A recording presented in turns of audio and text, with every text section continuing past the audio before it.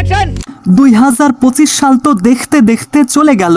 আমরা 2026 সালে পদার্পণ করতে চলেছি। তবে ফেলে আসা 2025 সালটি বিশ্ব চলচ্চিত্রের জন্য ছিল এক দারুণ প্রাপ্তির বছর। মানে এই বছরে হলিউডে যেমন বেশ কিছু সিনেমা দর্শক প্রিয়তা পেয়েছে, অনন্য সব রেকর্ড গড়েছে, তেমনি আমাদের দেশি সিনেমাও পিছিয়ে ছিল না। তাই নাকি? বরং 2025 সালটি ঢালিউডের জন্য ছিল এক স্বর্ণালী অধ্যায়, যেখানে বেশ কিছু বাংলা সিনেমা আয়ের দিক থেকে ইতিহাস সৃষ্টি করে সর্বকালের সেরা তালিকায় নাম লিখিয়েছে। তা ঠিক। তো চলুন আজ আমরা দেখে নেই 2025 সালে সিনেমা হলে মুক্তিপ্রাপ্ত এবং আয়ের দিক থেকে রেকর্ড গড়া সেরা কয়েকটা বাংলাদেশি সিনেমার তালিকা। তবে ভিডিওটা শুরু করার আগে চ্যানেলটা অবশ্যই সাবস্ক্রাইব করুন। আরে বাহ, আপনাকে থ্যাংক ইউ। নাম্বার 9, আলী। এটি একজন বাক প্রতিবন্ধী যুবক আলীর জীবন সংগ্রামের গল্প। বোন রোশনির সাথে তার গভীর সম্পর্ক এক মর্মান্তিক দুর্ঘটনার মুখে পড়ে। বোনকে বাঁচাতে এবং সমাজের নিষ্ঠুরতার বিরুদ্ধে আলীর নিঃশব্দ প্রতিবাদ এবং লড়াই এই সিনেমার স্টোরি প্লট, যেটা দর্শকদের আবেগ প্রবণ করেছে। I see. তো 1 কোটি বাজেটে বানানো এই সিনেমা প্রায় 1,50,00,000 টাকা কালেকশন করে। স্টার কাস্টে ছিলেন ইরফান সাজ্জাদ, মেলিতা মেহেজাবিন অর্পা এবং শতাব্দী ওয়াদুদ। সিনেমাটি মুক্তি পায় 18 জুলাই 2025। নাম্বার 8, নীলচক্র। এটি একটি cyber crime investigation drama cinema. Social media ব্যবহার করে একটি অসাধু চক্র সাধারণ মানুষকে ব্ল্যাকমেইল করে পথে ঠেলে দেয়। ঠিক সেই সময় একজন ডিটারমাইন্ড ইনভেস্টিগেটর এই অন্ধকার জগতের রহস্য ভেদ করতে গিয়ে এক বিশাল ষড়যন্ত্রের মুখোশ উন্মোচন করেন। আর এটাই এই সিনেমার স্টোরি প্লট। তো 2 কোটি বাজেটে বানানো এই সিনেমা প্রায় 3 কোটি টাকা কালেকশন করে। আর স্টার কাস্টে ছিলেন আরিফিন শুভ, মন্দিরা চক্রবর্তী এবং ফজলুর রহমান বাবু। তো সিনেমাটি মুক্তি পায় 7 জুন 2025। স্যার গত 2 বছরে 16টা ভিডিও লিখেছে, এর মধ্যে 5টা ভিকটিম সুইসাইড করছে। নাম্বার 7, ইনসাফ। এটি শোষিত সমাজে ন্যায় বিচার বা ইনসাফ প্রতিষ্ঠার গল্প। তো সিনেমার কাহিনীতে এমনটা দেখানো হয়েছে, সিনেমার শুরুতে একটা অপরাধী চক্রের সাথে এক নিরীহ টিচার লাবু মাস্টারের জীবন সংঘাত দেখানো হয়। দুর্নীতিগ্রস্ত সিস্টেমের বিরুদ্ধে লড়াই এবং রহস্যময় এক মাফিয়া ডন ইউসুফকে কেন্দ্র করে এই অ্যাকশন এবং থ্রিলার কাহিনী গড়ে উঠেছে। ইন্টারেস্টিং। তো 2.5 কোটি বাজেটে বানানো এই সিনেমা প্রায় 4,50,00,000 টাকা কালেকশন করে।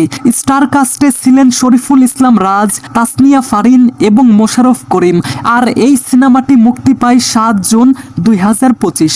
বাংলাদেশে জন্মগ্রহণ করছে, ভালো কাজ করছে, কিন্তু অসম্মানিত হয় নাই। একটা মানুষ দেন তো। নাম্বার 6, এশা মার্ডার কেস। একজন তরুণীর নৃশংস রহস্য তদন্তকে ঘিরে এই ক্রাইম থ্রিলার। তদন্ত কর্মকর্তা এএসপি নীলা দেখেন যে এই অপরাধের সাথে অনেক প্রভাবশালী মহল জড়িত। তবে সিনেমার শেষে দেখানো হয় যে অপরাধী যতই শক্তিশালী হোক, প্রকৃতির কর্মফল থেকে সে বাঁচতে পারে না, যেটা একটা বড় টুইস্টের মাধ্যমে তুলে ধরা হয়। খুব ভালো। তো 2,80,00,000 টাকা বাজেটে বানানো এই সিনেমা 5,02,00,000 টাকা কালেকশন করে। স্টার কাস্টে ছিলেন আজমেরি হক বাঁধন, পূজা এবং মিশা সওদাগর। সিনেমাটি মুক্তি পায় 20 June 2025। Today or tomorrow, I will solve this case. Number 5, জঙ্গলি। ইউনিভার্সিটি ছাত্র জনি তার বাবার সাথে দূরত্বের কারণে বেপরোয়া জীবন যাপন করে। এরপর পরিস্থিতির চাপে সে এক সময় ঘর ছাড়া হয় এবং জঙ্গলি মানুষের মতো জীবন কাটাতে শুরু করে। তারপর ছোট্ট একটা মেয়ে পাখির সাথে তার মানসিক বন্ধুত্ব তাকে আবার মানুষ হিসেবে ফেরার পথ দেখায়, যেটা একটা চমৎকার মানবিক এবং অ্যাকশন ধর্মী গল্পের রূপ নেয়। বিশেষ করে এটার ক্লাইম্যাক্স আমার কাছে যথেষ্ট ভালো লেগেছে। আসলেই তাই। তো 2 কোটি বাজেটে বানানো এই সিনেমা 10 কোটি টাকা কালেকশন করে। স্টার কাস্টে ছিলেন সিয়াম আহমেদ, শবনম বুবলি এবং দিঘি। সিনেমাটি মুক্তি পায় 31 মার্চ 2025।